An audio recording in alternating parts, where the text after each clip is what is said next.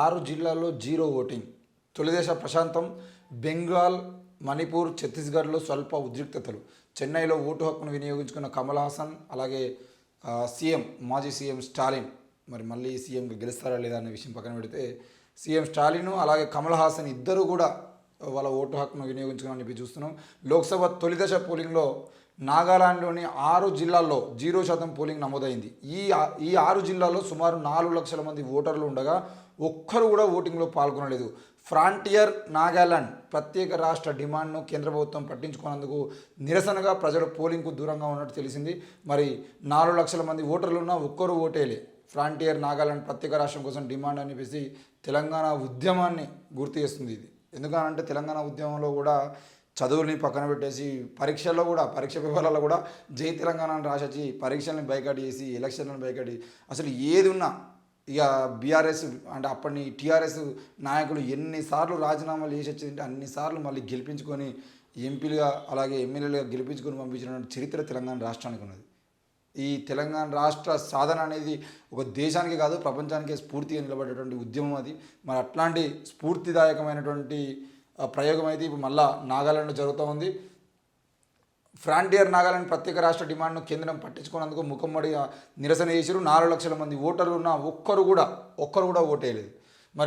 నాగాలాండ్లో ఒకే ఒక్క లోక్సభ స్థానం ఉంది. దీనికి శుక్రవారం ఎన్నిక జరగగా 6 జిల్లాల్లో 0 ఓటింగ్ శాతం నమోదైంది. ఫ్రాంటియర్ నాగాలాండ్ ప్రత్యేక రాష్ట్ర డిమాండ్ను కేంద్ర ప్రభుత్వం పట్టించుకోనందుకు నిరసనగా ప్రజలు పోలింగ్కు దూరంగా ఉండిపోయారని తెలిసింది. ఆ 6 జిల్లాల్లో 4 లక్షల మంది ఓటర్లు ఉండగా తూర్పు నాగాలాండ్ పీపుల్స్ ఆర్గనైజేషన్ పిలుపు మేరకు ఎన్నికలను బహిష్కరించారని సమాచారం. మధ్యాహ్నం 1 గంట వరకు కూడా ఆ 6 జిల్లాల్లో అస్సలు 1% కూడా ఓటింగ్ నమోదు కాలేదు. దీంతో పోలింగ్ కేంద్రాలను బోసిపోయి కనిపించాయి. ఎన్నికల సిబ్బంది ఖాళీగా కూర్చోవాల్సి వచ్చింది. ఫ్రాంటియర్ నాగాలాండ్ ప్రాంతం పరిధిలోని 6 జిల్లాల్లో ఉన్న 738 పోలింగ్ కేంద్రాల వద్ద అవాంఛనీయ ఘటనలు చోటు చేసుకోకుండా పకడ్బందీ బందోబస్తు ఏర్పాట్లు చేశారు. ఫ్రాంటియర్ నాగాలాండ్ను ప్రత్యేకంగా రాష్ట్రంగా ప్రకటించాలనే డిమాండ్తో 2010 సంవత్సరం నుంచే తూర్పు నాగాలాండ్ పీపుల్స్ ఆర్గనైజేషన్ ఉద్యమం చేస్తుంది. మోన్, ట్యూన్సాంగ్, లాంగ్లెంగ్, కిఫిర్, షామటూర్, నోక్లాక్ అనే 6 జిల్లాలతో కూడిన తమ ప్రాంతం అన్ని రంగాల్లో అన్యాయానికి వివక్షకు గురైందని చెప్పేసి దాదాపు ఆ ఉద్యమ సంస్థ వాదిస్తుంది. నాగాలాండ్ అసెంబ్లీలో మొత్తం 60 స్థానాలు ఉండగా వాటిలో 20 స్థానాలు ఫ్రాంటియర్ నాగాలాండ్ ప్రాంతానికి చెందినవి. తూర్పు నాగాలాండ్ పీపుల్స్ ఆర్గనైజేషన్కు నాగాలాండ్లో 7 గిరిజన సంఘాలు ఉన్నాయి. వాటి ద్వారానే అది ఉద్యమాలు చేస్తుంటుంది అని చెప్పేసి మనం చూస్తున్నాం. మొత్తానికైతే నాగాలాండ్ సంబంధించిన విషయంలో ఫ్రాంటియర్ నాగాలాండ్ ప్రత్యేక రాష్ట్ర డిమాండ్తో ఈరోజు దాదాపుగా 6 జిల్లాల్లో ఓటింగ్ అయితే జరగలేదు. ఈ స్ఫూర్తి అనేది ప్రజాస్వామ్యంలో ఈరోజు రాజ్యాంగాన్ని తీసేస్తాము అని చెప్పేసి మాట్లాడుతున్నాం. బీజేపీ వాళ్ళకు గుర్తుపెట్టుకోవాల్సిన విషయం ఏంటంటే మీరు ఎన్ని కుట్రలు చేసినా ఈ దేశంలో ప్రజాస్వామ్యాన్ని మీరు ఏం చేయలేరు, ఉద్యమ స్ఫూర్తిని మీరు ఏమీ చేయలేరు.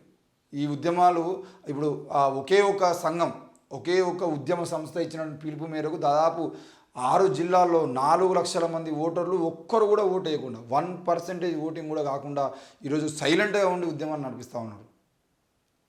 మొన్న అమిత్ షా ప్రెస్ మీట్ పెట్టి అసలు నక్సలైట్లు లేని దేశంగా మారుస్తాము, నక్సలైట్లు లేకుండా చూసుకుంటాము అని చెప్పేసి మాట్లాడటం జరిగింది.